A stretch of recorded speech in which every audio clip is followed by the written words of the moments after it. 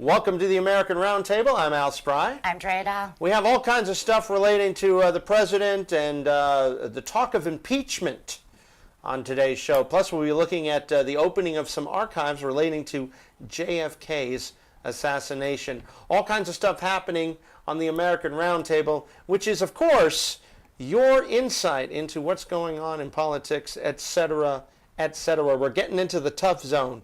And you know, when we get into the tough zone, all kinds of things happen. You know what I'm talking about, Drea Doll? No.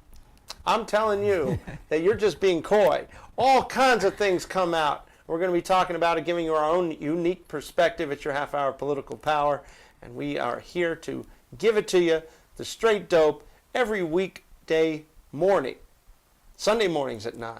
Soon it will be every weekday morning. This is American Roundtable. So happy to be here with you. Check us out on Facebook.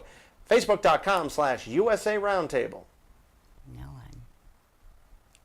It's the American Roundtable here on Tough TV 38 and Tough TV. Well, let's talk about Roger Stone. Of course, one of our favorite people on the American Roundtable is Roger Stone. He'll be appearing with us soon. He's a hot commodity. There was a movie that came out about him last year called Get Me Roger Stone, about how he had a big part in creating the present Trump presidency. So Roger Stone is being quoted recently as saying, basically, basically briefly, anyone that votes to impeach Trump will be in danger, is the basic idea. He did little to calm America's overheated political debate and climate. He actually made this comment to TMZ. So number one, great job, Roger, getting on TMZ. Number two, he said, any attempt to impeach President Trump would cause violence like America has never seen before, and any politician who votes for it would, quote, endanger their own life, unquote. Quote, the people who are calling for impeachment are the people who didn't vote for him, meaning Trump. They need to get over it, unquote.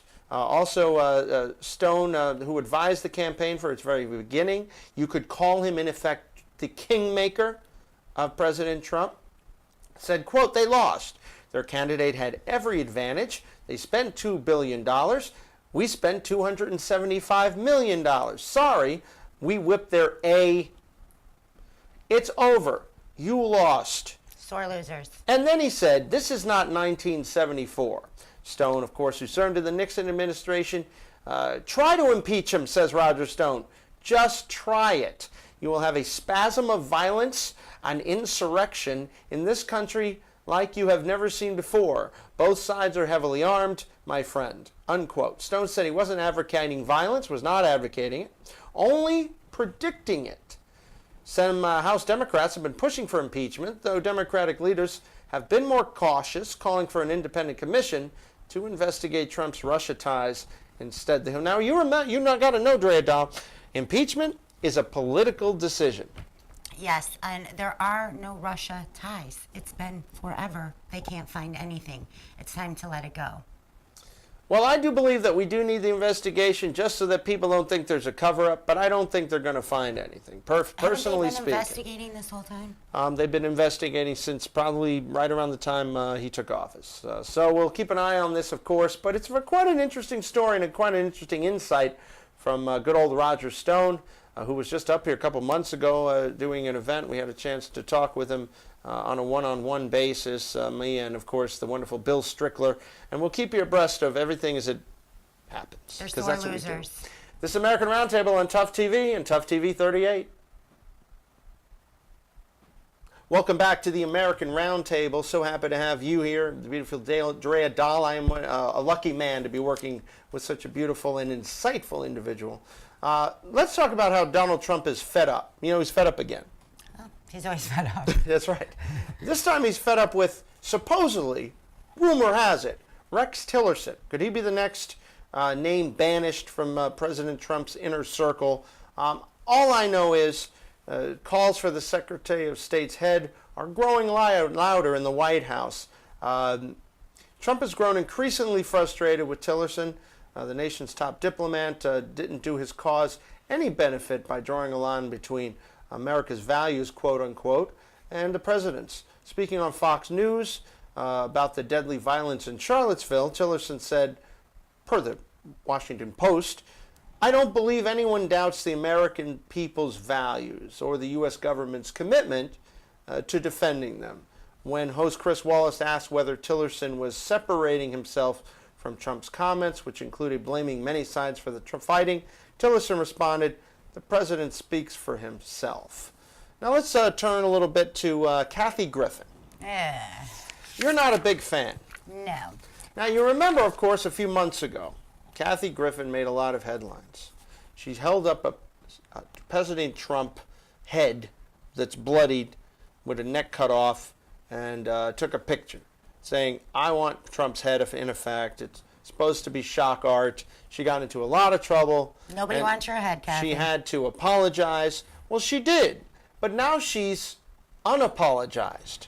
Of course. Get this. She's on the left. Now, her quote, of course, when she apologized was, "I beg for your forgiveness. I went too far." This was after she got her New Year's Eve show canceled, the one that she did with her now estranged friend Anderson Cooper. They're no longer friends, by the way. We'll get to that. But went too far, disposing what appeared to be the head of Trump. What a difference only 3 months makes, however. The comedian recently did an about-face on Australian TV. Smart. She didn't go on American TV because, of course, it would have created another whole uproar. And she said, quote, "I'm no longer sorry." In her appearance on the show Sunrise, she continued, quote, "The whole outrage was BS. The whole thing got so blown out of proportion. I made an apology, and now in light of all the crazy stuff that he and his administration are doing, he's unhinged."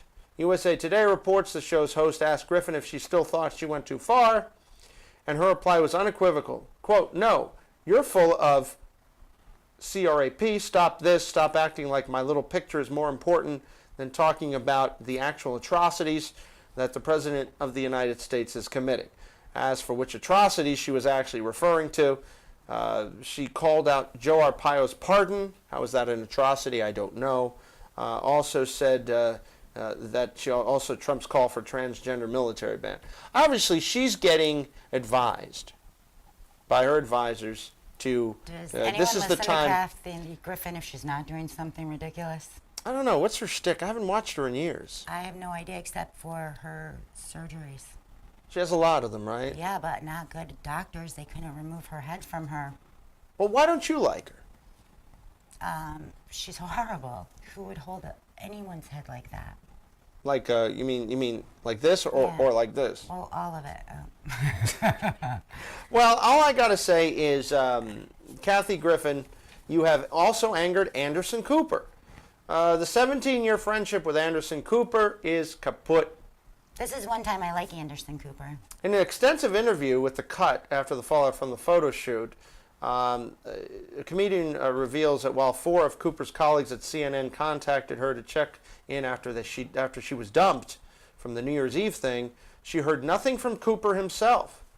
Then multiple interviews, Cooper claimed he and Griffin were still friends, but she's still not hearing from him. What does that tell you? Friends or no friends, Drea Dahl? Friends. He publicly defended her, but maybe privately he was a little mad because what she did was ridiculous. So you think they're still She's a friends? He's just laying low. Not a politician. Yeah. Well, of course, a Cooper source tells The Cut he was simply, quote, not ready to talk to her personally about the photo because he was, quote, so shocked and upset, but he still considered her to be a friend and was publicly supportive when asked about the controversy. And there you go. Kathy Griffin doing an about face. Drea, do you think this is going to work in her favor? Do you think people are going to forget and they're going to forgive Kathy Griffin, she'll get her show back and everything will be well? There's a reason why she's in Australia on TV. That's true. Australia is probably the only place that would put her on. Well, anyway, this is American Roundtable. We have so much more in store for you, but, my take on Kathy Griffin is, She's ugly. who cares? We'll have more in this in a moment. Check us out on Facebook, facebook.com/USA Roundtable. This is the American Roundtable. I'm Drea Dahl. And I'm Al Spry. So happy to hear you here and have you here every Sunday morning at 9 a.m. on Tough TV all over the country. It's great to be here with you. Taylor Swift is making news, but maybe not for the reason she wants. She's got this new thing, a scheme, a plan, a Ponzi scheme perhaps? It seems a little suspect. She's working with Ticketmaster. Ticketmaster, as you know, has a lock on tickets, like Right. this, like a stranglehold on tickets. Years ago, different bands were banding together to try to get them to lower their fees, lower prices. Pearl Jam is a good example of this. Well, Taylor Swift is now using Ticketmaster to enrich herself and cut people out of actually seeing her shows by telling them that they can see her shows and trying to, get rid of these scalpers. She's become a scalper, basically. Here's how it works. They've teamed up to ensure that her upcoming tour tickets go to her biggest fans. However, it's not really it. It utilizes Ticketmaster's new verified fan service.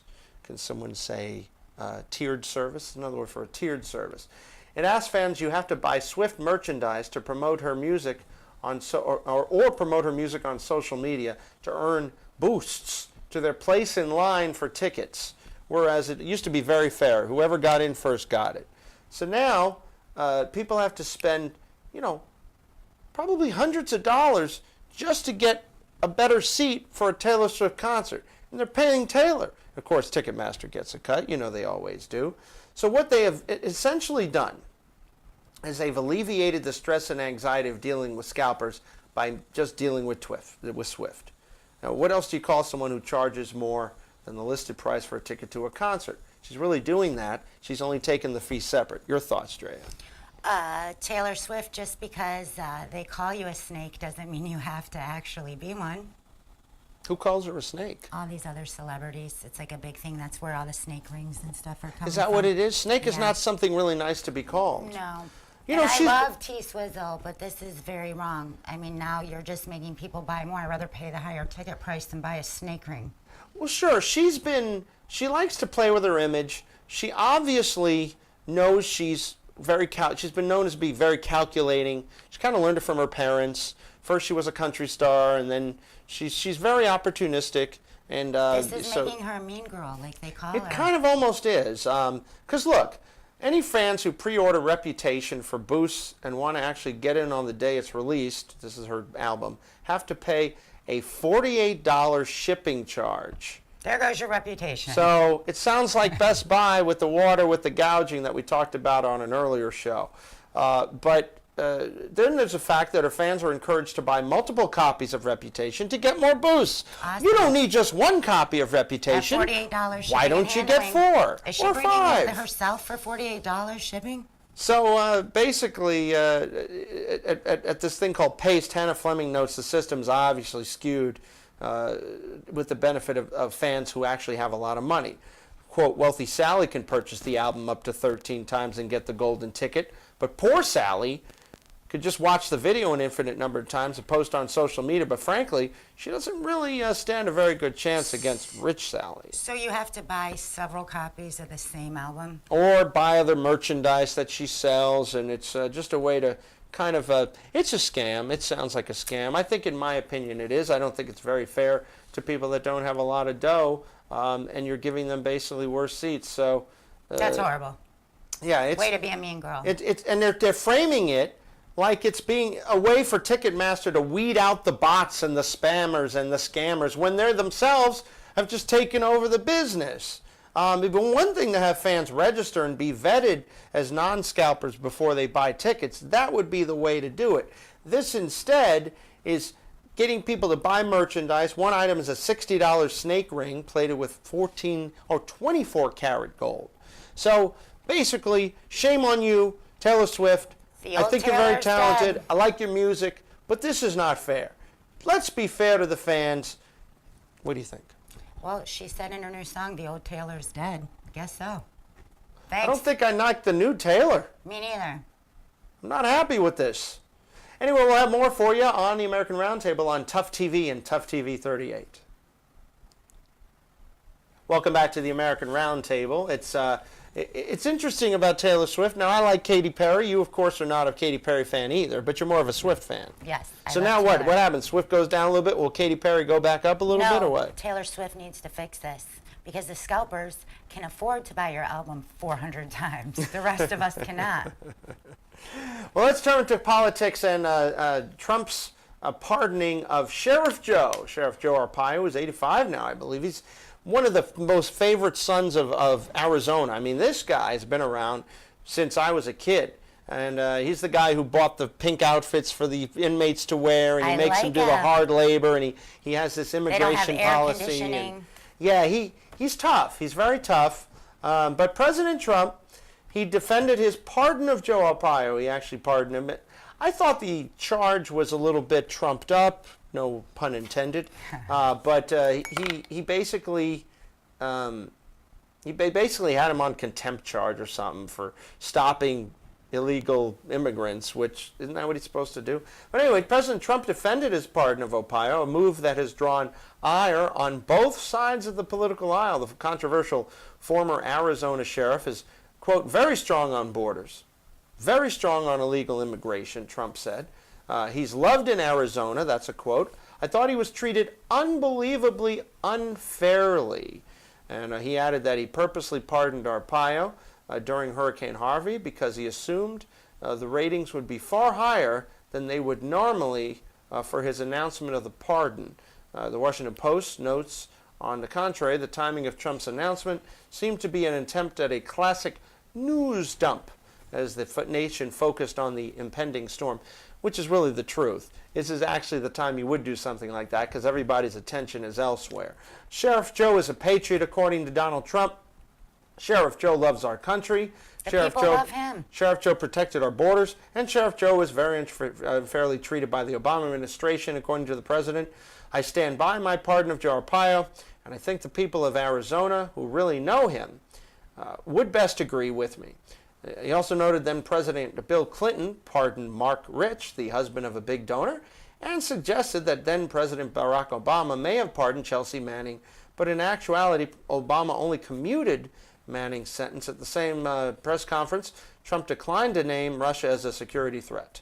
So that's it. And one other aside, Arpaio actually may have political ambitions. I don't think he's going to be sheriff anymore, but watch if he doesn't run for senator. He's 85. He's still got a lot of gas in the tank. This is the American Roundtable on Tough TV 38 and Tough TV. We'll see you for some final thoughts after this. Welcome back to the American Roundtable. Some final thoughts, Drea Dahl, on the newly released JFK files. Recently, over 3,800 CIA and FBI documents related to the assassination of our former president, John F. Kennedy, who was assassinated, obviously murdered in 1963, were released finally to the public. So we're talking about some 64 years later. To put the release in context, I mean, that's a pretty long time, right? I mean, usually you don't wait this long to release documents. But this all started with the JFK Assassination Records Collection Act, which came out of the Oliver Stone film of the same name, JFK, which came out around 1991.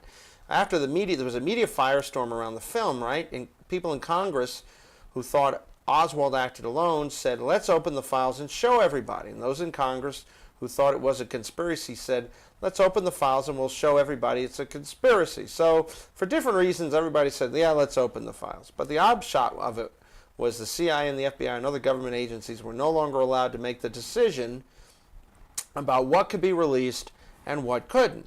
They would have to go through this Assassination Records and Archives Review Board. It was 5 civilians that had never worked in government.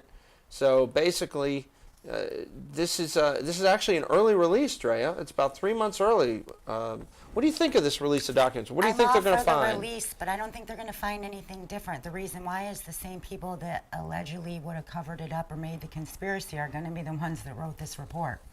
Yeah, I got you, right? So it's not going to have anything. Although a lot of people probably think these would never have been released if it wasn't for the Oliver Stone movie. I mean. Well, good. I'm glad they're getting released, but I just think people are going to be disappointed. It's not going to say anything else. If it was a cover-up, it's going to be covered up in these documents. Yeah, and I mean, at this point, everybody involved in the that would have been involved, have this been a conspiracy, which many people think, including myself. I don't know what your thoughts are. I think it was a conspiracy. Basically, they're either dead or they're like 95 or 96. So I guess this would be the time to actually examine these documents, see if there's anything connecting. I don't think we're going to see a smoking gun here, folks. Don't get your hopes up too much. I think we're going to see some more circumstantial evidence, maybe things tying maybe a couple of incidents in a little bit more. But Where's the as Jimmy far as, Hoffa files? Yeah, now that would be an interesting read, the Jimmy Hoffa files. Where is he? Well, he's you know what they say he is? They say he's buried in the Meadowlands. That's what one person says, that he's buried under one of the uprights at the end of the stadium. We'll never know. This is the American Roundtable. Thank you so much. We'll see you next week. I'm Al Spry. Remember to keep it real. Keep it tough. Thanks for watching.